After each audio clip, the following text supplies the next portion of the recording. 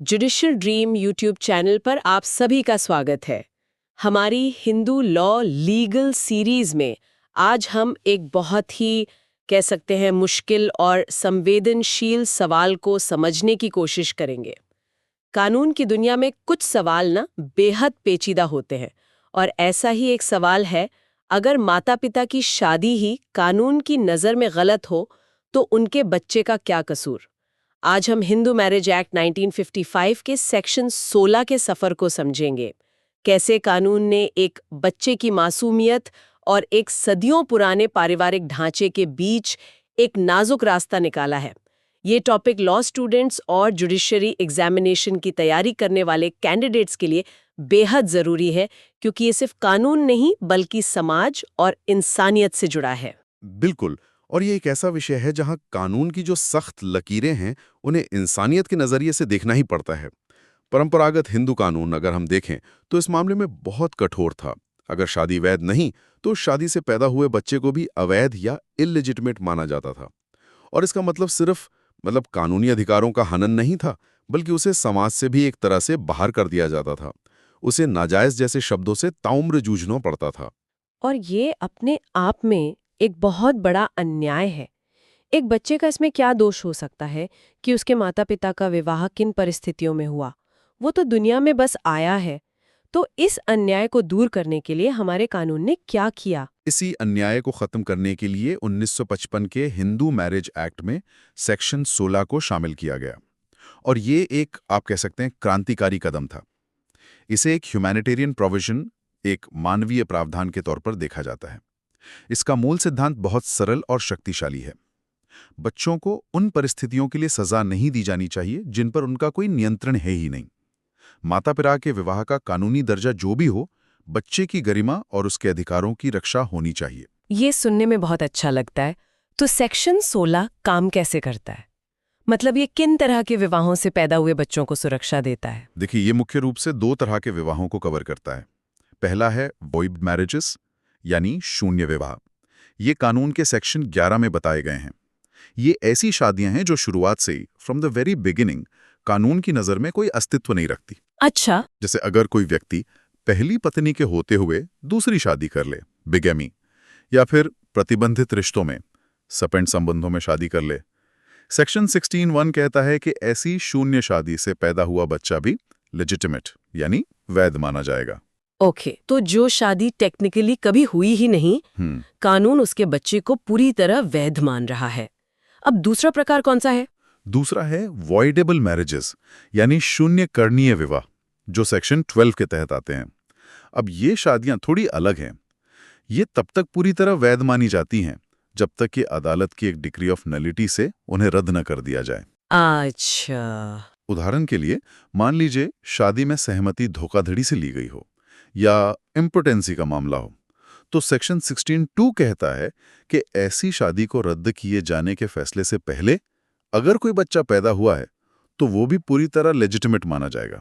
लेकिन दूसरी तरफ कह रहा है कि आपका बच्चा 100% लीगल है। तो कानून का असली इरादा क्या है? वो शादी को वैधता दे रहा है या सिर्फ बच्चे को? आपने बिल्कुल सही नस पकड़ी है। और यही सेक्शन 16 की सबसे खूबसूरत और कह सकते हैं जटिल बात है। व्हाट्स फैसिनेटिंग हियर इज कि कानून शादी को वैलिडेट नहीं कर रहा है। अच्छा। वो शादी अब भी शून्य या शून्य करणीय ही रहेगी। कानून बस बच्चे के चारों ओर एक सुरक्षा कवच बना रहा है।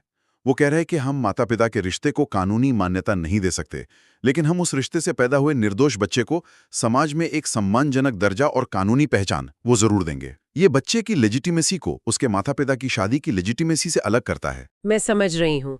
तो सामाजिक दर्जा और पहचान तो मिल गई, जो अपने आप में बहुत बड़ी बात है। लेकिन जब बात संपत्ति और विरासत की आती है, तो क्या इस बच्चे को वो सारे अधिकार मिलते हैं जो एक वैध शादी से पैदा हुए बच्चे को मिलते? क्योंकि असली लड़ाई तो अक्सर वहीं शुरू होती है। और यहीं पर कहानी में सबसे बड़ा मोड़ आता है, सेक्शन 16(3) के रूप में। ये इस पूरे सेक्शन की सबसे महत्वपूर्ण और विवादास्पद धारा है। सेक्शन 16(3) एक बहुत बड़ी सीमा, एक लिमिटेशन लगाता है। ये साफ कहता है कि देखिए, इन बच्चों को लेजिटिमेट तो माना जाएगा, लेकिन उनके संपत्ति के अधिकार सिर्फ और सिर्फ उनके माता पिता की संपत्ति तक ही सीमित होंगे। इसका मतलब क्या हुआ? इसे थोड़ा और आसान भाषा में समझाइए। कौन सी संपत्ति पर वो दावा कर सकते हैं और कौन सी पर नहीं? If you connect this to the bigger picture, इसका मतलब है कि वो बच्चा अपने पिता की सेल्फ एक्वायर्ड प्रॉपर्टी, मतलब जो पिता ने खुद कमाई है, और अपनी मां की संपत्ति में हिस्सा मांग सकता है। लेकिन वो हिंदू अविभाजित परिवार HUF की संयुक्त परिवार संपत्ति या कोपार्सनरी प्रॉपर्टी में हिस्सेदारी का दावा नहीं कर सकता। ओहो। तो सामाजिक वैधता तो पूरी है, लेकिन विरासत के अधिकार सीमित कर दिए गए हैं। वो अपने पिता की मेहनत से कमाई संपत्ति पर हक रख सकता है, लेकिन दादा परदादा की चली आ रही पैतृक संपत्ति पर नहीं। तो ये तो एक तरह से आधा अधूरा अधिकार हुआ। आप बच्चे को वैध तो कह रहे हैं, लेकिन उसे उस परिवार का पूर्ण सदस्य नहीं मान रहे जहां संपत्ति की जड़ें हैं। ऐसा क्यों? कानून यहाँ एक रेखा क्यों खींच रहा है? ये कानून का एक संतुलन बनाने का प्रयास है। एक तरफ वो निर्दोष बच्चे की रक्षा करना चाहता है, और दूसरी तरफ वो हिंदू संयुक्त परिवार की जो पारंपरिक संरचना है उसको भी बचाना चाहता है। कोपार्सनरी एक बहुत ही खास अवधारणा है जो जन्म से अधिकार देती है। कानून का मानना है कि अगर शून्य विवाह से पैदा हुए बच्चों को भी कोपार्सनरी में अधिकार दे दिया गया तो इससे अनगिनत कानूनी विवाद खड़े हो जाएंगे। सही बात है। और संयुक्त परिवार की स्थिरता पर असर पड़ेगा। तो ये एक तरह का समझौता है। ये तो सिर्फ कानून की किताब में लिखा है। असली कहानी तो तब शुरू होती है जब ये मामले अदालत पहुंचते हैं। जजेस ने इस सीमित अधिकार वाली पहेली को कैसे सुलझाया है? जरूर कुछ लैंडमार्क केसेस होंगे जिन्होंने इस रास्ते को और साफ किया होगा। बिल्कुल। सुप्रीम कोर्ट ने कई दशकों में इस कानून की व्याख्या की है। एक बहुत ही महत्वपूर्ण केस है परायान क्यांडियाल इरावत कानाप्रवन कल्याणी अम्मा वर्सेस देवी। ये 1996 का केस है। इस मामले में सुप्रीम कोर्ट ने जोर देकर कहा कि सेक्शन 16 एक कल्याणकारी कानून है, एक वेलफेयर लेजिस्लेशन है, और इसकी व्याख्या उदारता से की जानी चाहिए। इसका मकसद अवैधता के सामाजिक कलंक को मिटाना और निर्दोष बच्चों की रक्षा करना है। इसने कानून की, कह सकते हैं, मानवीय आत्मा को स्थापित किया। ये तो मानवीय पक्ष की बात हुई, लेकिन संपत्ति के अधिकार पर जो सीमा है उस पर अदालतों ने क्या रुख अपनाया? उसके लिए जीनिया क्योटन वर्सेस कुमार सिताना मंझी 2003 का केस बहुत अहम है। इसमें सुप्रीम कोर्ट ने पहली बार बहुत साफ शब्दों में कहा कि शून्य विवाह से पैदा हुए बच्चे लेजिटिमेट तो हैं, लेकिन वे संयुक्त परिवार की पैतृक संपत्ति में अधिकार का दावा नहीं कर सकते। उनके अधिकार केवल उनके माता पिता की स्व अर्जित संपत्ति तक ही सीमित हैं। इसने सेक्शन 16(3) की जो रेखा है उसको और भी पक्का कर दिया। तो कोपर्सनरी का दरवाजा इन बच्चों के लिए पूरी तरह से बंद कर दिया गया। हाँ, और वीलम्मा वर्सेस सरोजम्मा 2006 के मामले ने इस पर मोहर लगा दी। कोर्ट ने तर्क दिया कि कोपार्टनर बनने के लिए एक वैध विवाह का होना जरूरी है, जिससे कानूनी पारिवारिक संबंध बनता है। चूंकि शून्य विवाह से ऐसा कोई संबंध बना ही नहीं, तो उस विवाह से पैदा हुआ बच्चा उस परिवार की कोपार्टनरी का हिस्सा कैसे बन सकता है? रेवाना सिद्धप्पा वर्सेस मल्लिकार्जुन का मामला भी तो काफी चर्चा में रहा है। क्या उससे इस स्थिति में कोई बदलाव आया? हाँ, ये एक लैंडमार्क केस है। इसका फैसला 2023 में संविधान पीठ ने सुनाया। This raises an important question. क्या इन बच्चों को पैतृक संपत्ति में भी कुछ हिस्सा मिलना चाहिए? संविधान पीठ ने पुराने फैसलों को ही बरकरार रखा। उन्होंने फिर से पुष्टि की कि ऐसे बच्चों का अपने माता पिता की संपत्ति में पूरा अधिकार है, चाहे वो स्वअर्जित हो या पैतृक संपत्ति में मिला हिस्सा हो। लेकिन वे HUF की कोपार्टनरी संपत्ति में स्वतंत्र रूप से कोपार्टनर के तौर पर हिस्सा नहीं मांग सकते। तो कानून की स्थिति अब बिल्कुल स्पष्ट है। अधिकार माता पिता की संपत्ति तक, न कि पूरे संयुक्त परिवार की संपत्ति तक। चलिए इसे एक असल जिंदगी के उदाहरण से समझते हैं ताकि हमारे व्यूअर्स इसे और बेहतर तरीके से समझ सकें। मान लीजिए एक व्यक्ति है A जो एक संयुक्त हिंदू परिवार में रहता है। उसकी एक पत्नी है B और बच्चे भी हैं। अब A अपनी पत्नी B को तलाक दिए बिना C नाम की एक और महिला से शादी कर लेता है। ये दूसरी शादी सेक्शन 11 के तहत वॉइड है, शून्य है। अब इस दूसरी शादी से एक बेटा D पैदा होता है, तो D का कानूनी दर्जा और अधिकार क्या होंगे? ये क्लासिक उदाहरण है। सबसे पहले सेक्शन 15(16)(1) के तहत डी को पूरी तरह से लेजिटिमेट माना जाएगा। समाज या कानून उसे अवैध नहीं कह सकता। अब आते हैं संपत्ति के अधिकारों पर। डी अपने पिता ए के किसी भी सेल्फ एक्वायर्ड प्रॉपर्टी, जैसे कि ए ने अपनी तनख्वाह से कोई घर खरीदा हो, उसमें हिस्सा मांग सकता है, और उसका अधिकार ए की पहली पत्नी बी से हुए बच्चों के बराबर होगा। ठीक है, और उस पैतृक संपत्ति का क्या जो ए को अपने पिता और दादा से मिली है, जो संयुक्त परिवार की संपत्ति है? यहीं पर सेक्शन 16(3) लागू होगा।